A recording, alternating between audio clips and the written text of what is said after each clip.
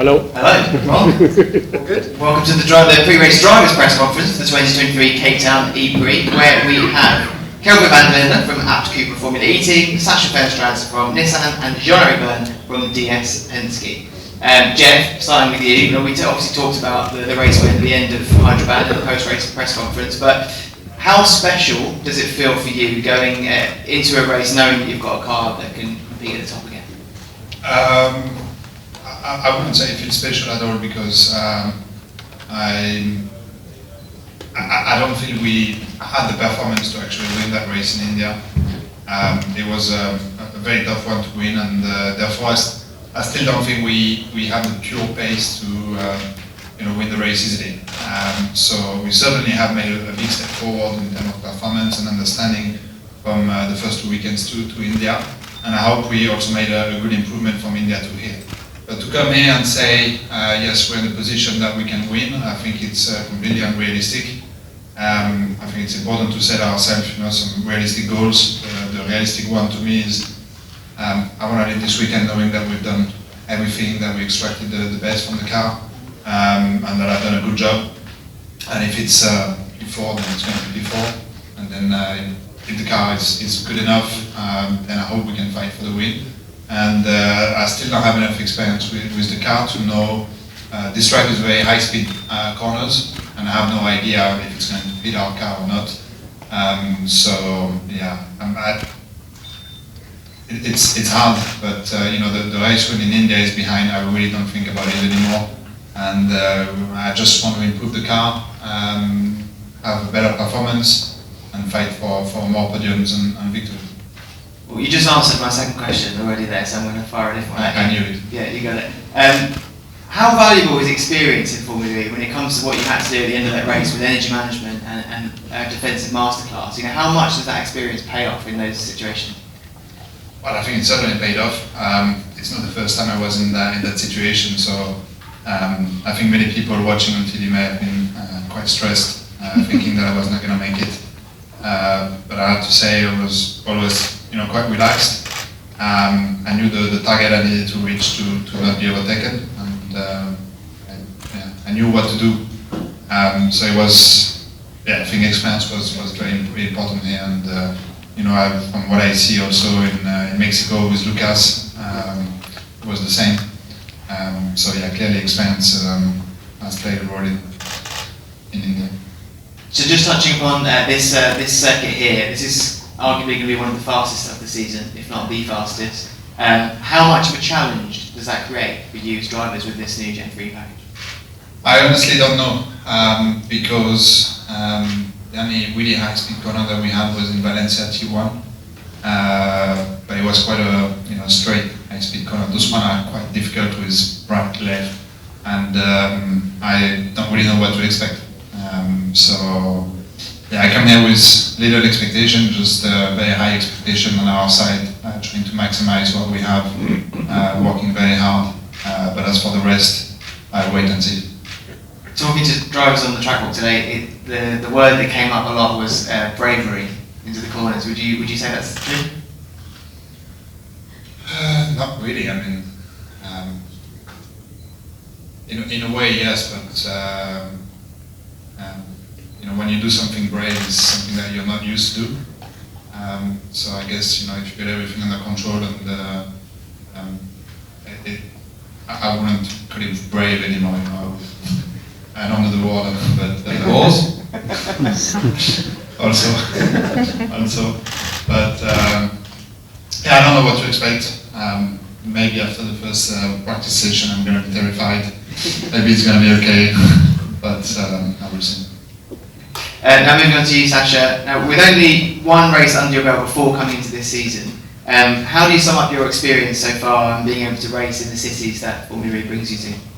Yeah, so far the start of the season has been more or less good. I mean, we started from very far in Mexico, having quite a lot of internal issues on our side and etc. We have more or less kind of a new team. 70% of our people are new, or even without racing background. So we're coming from quite far. We're improving a lot throughout the weekends, and yeah, so far it's been a good progression. We showed some pace in in India, of course, unfortunately, we didn't manage to finish the weekend on a high, but Norman managed to keep some points for the team.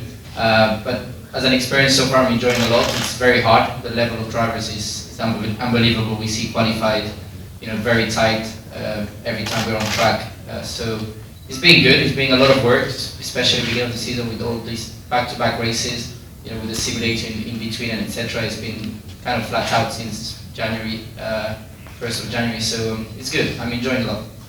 So just going back to talk about India and Hyderabad again, the qualifying of the car performance before the Jaguar incident was looking very good. How confident are you that you can repeat that here and have a hopefully as good of a performance with a better end? It's a little bit like Jeff. I mean, expectations. I mean, of course, the pace was there, but I think realistically, this is a whole different track to what we had in India. As you said earlier, it's one of the highest speed track of the season.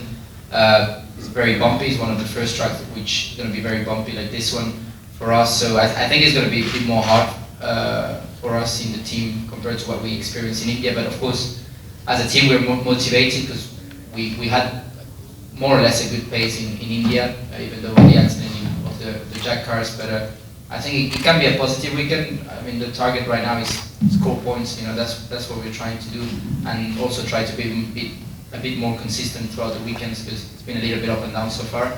But it seems like we're improving every weekend. For sure, at some point there will be bad weekends, etc. So we'll see how it goes this weekend. But myself, I'm of course motivated to hopefully score some important points. Now the racetracks we've had so far this season have been quite varied in terms of layout conditions, challenging difficulties. What's your initial impression of this circuit, having done the track walk and the sim work, and what do you expect fans should be looking out for in the racing? It's going to be a tricky, hard one for drivers. I mean, like Jeff said, it's really high-speed corners. A lot of turn 2, turn 3, turn 8 and 9. It's very high-speed corners. The most similar to those kind of corners was Valencia turn 1, but Valencia we're talking about like a very flat surface. It's a whole different story. Here it's a lot more bumps. There's walls. There was no walls over there, so it's a whole different story. With the sand also of the sea, etc. It's going to be different. So we honestly don't know what to expect. Nobody's kind of knowing. Of course, the simulator you can have a kind of an idea, but it stays a simulator. It's quite different to what we feel on track. So we'll see how it goes, but it's going to be tricky. I think qualifying will be very important because the overtaking opportunity seems pretty slim over here. So qualifying, I think, is going to be an important one in my opinion. So we'll see how it goes. And finally, Mr. Kelvin van Linden, you are racing on home soil this weekend. What's looked like an absolutely packed media schedule for you. I've seen you in radio, universities, rugby, all sorts. How has it been, the build-up to this race? Yeah, firstly it's great to be home. I was here in December in my off season, and the last thing was on my mind was that I would be racing here in Cape Town. I knew I'd be here as a reserve driver, but yeah, let's say the preparation at that point in time was out of my head to be racing here. And yeah, since landing in Cape Town, been amazing. The reception from the local guys here have been amazing. As you mentioned yesterday, it was really packed.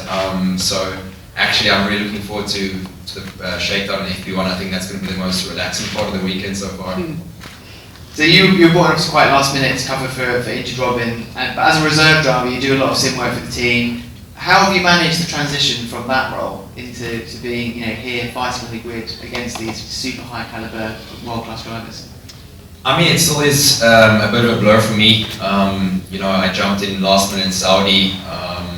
And since then there hasn't been much time. It's been the 3 back-to-back races, which is probably the worst time to jump in because you don't have much time to really evaluate what happened the weekend before. You straight away the Tuesday after each event, you're already in the simulator preparing for the next event. So there hasn't been much time to reflect on anything since Saudi, and that's made the job a bit more difficult. At the same time, just trying to take it in.